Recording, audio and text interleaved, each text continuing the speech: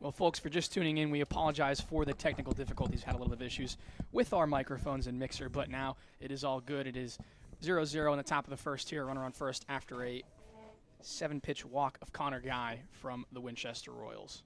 Yes, this is JT Gibson on the mound here. We again apologize for having to rush into this, but it's still early in this one, and we got all of our issues sorted out here. So this is Todd Abraham at the plate here, batting righty against JT Gibson, former Kennesaw State man.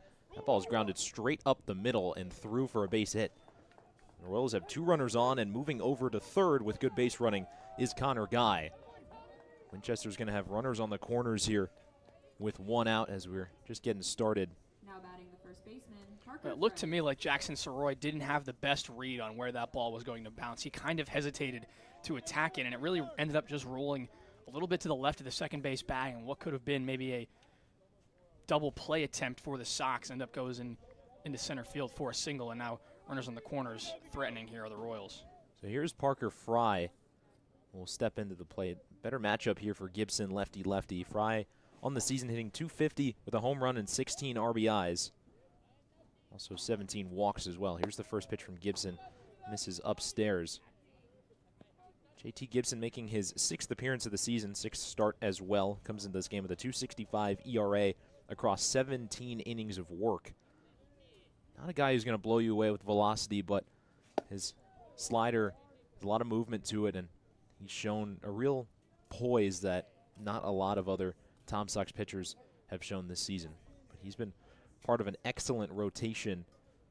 Of course, Evan Allwine dealing with an injury, so that kind of ace of the staff is still up for grabs here. But Gibson behind in this one, 3-0. And JT's kind of been the longer use starter for the Sox. He's pitched more starts than Allwine even had, and he's been pretty consistent in those starts. Here's the 3-0 pitch. That misses outside, and so early trouble here for the Sox as Gibson issues his 2nd walk of the inning. That loads the bases for Parker Agar. Agar on the season, a rising senior at Mount St. Mary's, having a good year so far. 300 average in 11 games and 12 hits.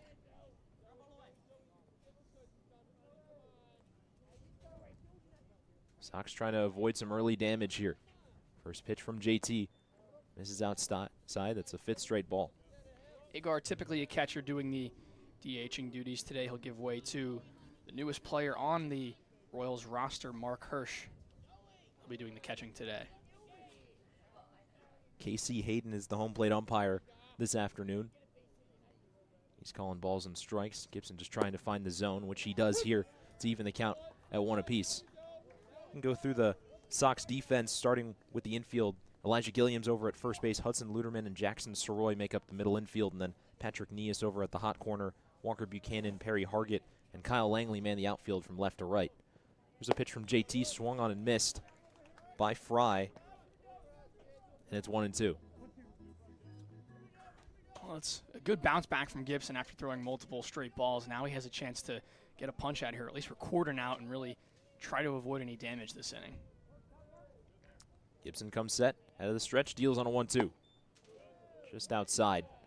Brock Clayton, the catcher, has been platooning that backstop position with Evan Taveras, who was there yesterday, had a good game. So the 2 Florida guys making up that catcher room here for the Tom Sox this season. It's a 2-2 count with 1 out, and the base is loaded. Gibson looks at the runner at first and deals. That one in the dirt. Good pick there from Brock, and it's full.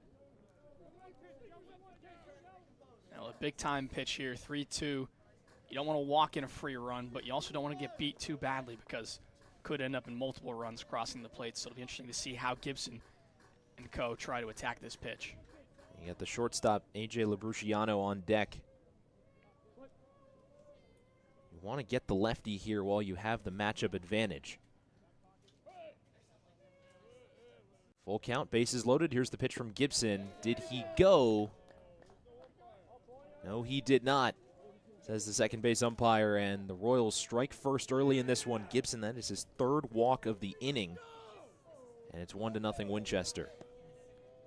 Again, not the ideal start for the Tom Sox, and walks have bitten them a lot in big games. You go back a couple days ago in a loss to Stanton where they walked the second most in team history in a game with 14 walks, and we're going to have Chris Glaze coming out to take a quick visit with JT Gibson.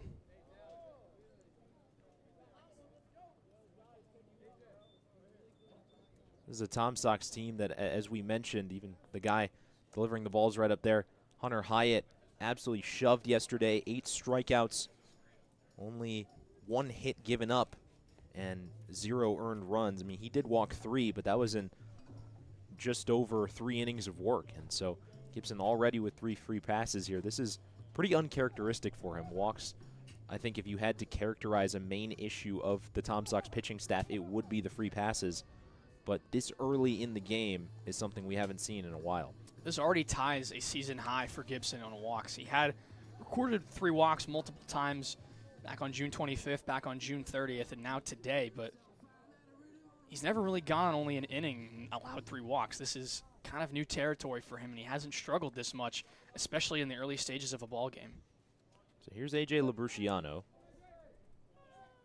who will step in, plays his college ball at Ryder.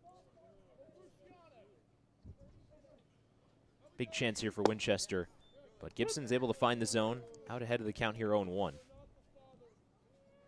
It'd be a huge, huge effort from Gibson to hold the Royals to 1 run here because Labruciano has platoon advantage, and with simple contact, he could probably score a run. Here's the 0-1. Ball below the zone. 1-1 count. Labruciano has played 3 seasons at Ryder. His first, he only had 5 at-bats, and he's hit under 200 in both of his years there. He's played about 20 games a season. Big opportunity here early in this one. Here's the 1-1 from JT. Here's a tapper right in front of the plate. Gibson comes down, flips it to Clayton, and gets the force at home. Gibson had to go onto his knees to make that play, but a heads-up play from the Tom Sox starter, and they get the out while avoiding the run. Yeah, Brock Clayton gives him a well-deserved high five there. That was a really, really tough play to make, especially coming forward. Gibson just kind of had to grab it with the bare hand and flip it as he was falling forward, and he did it just in time, which is a very nice play for a guy fielding his position. And it's nice to see the Tom Sox, I think, a very sound defensive team, especially starting off with guys on the mound. You see Brandon Eldridge, and a lot of their pitchers have had nice plays fielding their position. So 2 outs with the bases still loaded. This is Jake Daly who swings and misses. Daly's at third baseman this afternoon, hitting 200 on the season in just 3 games of work. He's recorded 1 hit and struck out twice. Gibson takes a deep breath and deals on an 0-1. Fastball misses outside. And to your point about the sound defense, it's kind of the catch-22 of with how many walks the Tom Sox give up. They find themselves in these bases-loaded situations, and that forces their pitchers and, frankly, everyone on the defensive line to figure out how you can deal with it, as Daly fouls that one down the third base line. We've seen this before. Bradley Link had a situation where he was able to flip one over to Evan Tavares, who then whipped it over to first and got a inning-ending double play over in Waynesboro a couple weeks ago. So we saw another heads-up play here. Now Gibson's just 1 strike away from getting out of the inning. Here's the 1-2 on Daly. Just off the inside corner, and it's 2 apiece.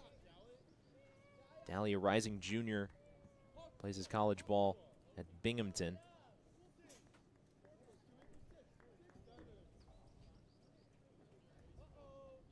Gibson comes set on a 2-2 pitch.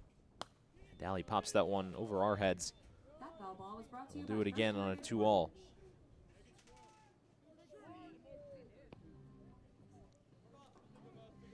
Tom Sox, as we mentioned earlier, although you didn't hear it, are on the heels of a big 5-4 win versus Harrisonburg just yesterday. Jackson Soroy was the hero in that one with 3 hits. Gibson's 2-2, fouled straight back. And ironically, Soroy's game-winning hit for the Sox was probably his least well hit of the day. He had 2 very solid line drives early on in the ball game and just kind of had to muscle one out to right in the 8th, but it fell in a perfect spot for Evan Tavares to score the winning run. Still 2-2 with the bases juiced. Winchester's already brought in one. Gibson trying to limit it.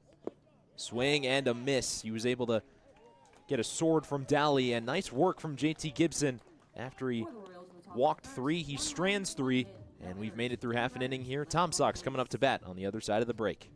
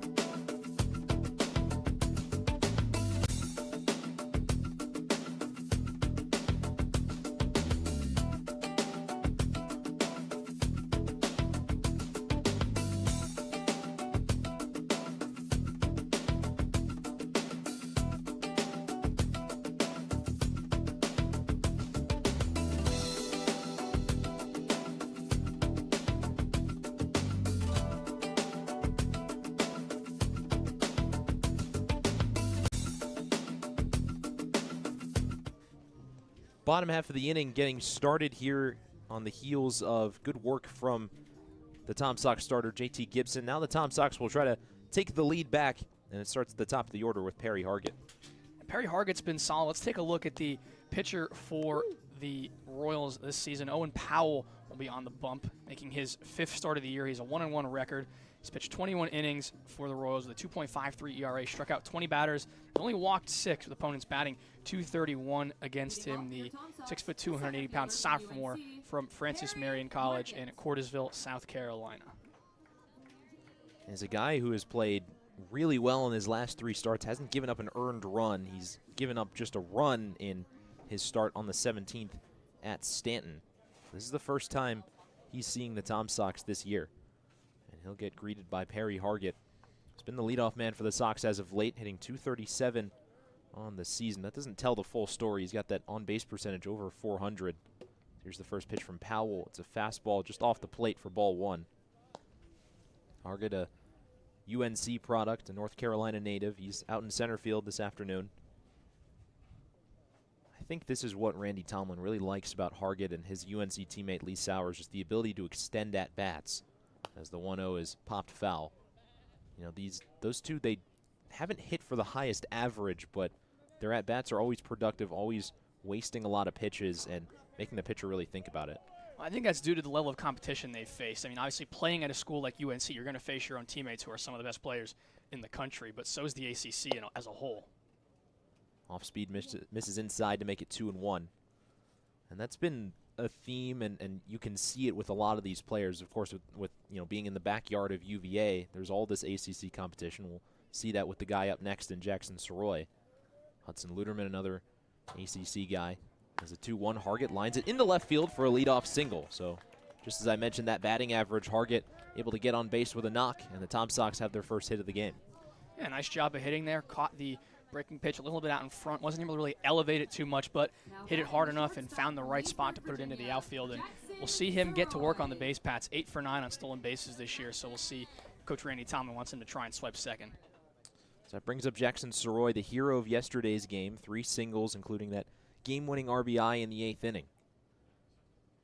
First pitch from Powell to Soroy is on the outer half for strike 1. Jackson on the season hitting .217 with 7 RBIs, 15 hits, and 10 runs scored. He's one of the handful of players who played their college ball at UVA. Now will be playing for Maryland next year. That pitching change, or the coaching change, I should say, from University of Virginia has really uprooted a lot of these players, but most of them have found new homes or have decided to stay. It's a 1-1 count here with nobody out. Still getting started. Tom Sox just down by 1 here in the bottom of the first. Preston Gamster on deck for the Sox and Elijah Williams in the hole. We'll get you the rest of the Sox order in a minute. Soroy lines that one out to right field. He's got another single, his 4th in the last 2 games. And the Sox have something going here in bottom 1.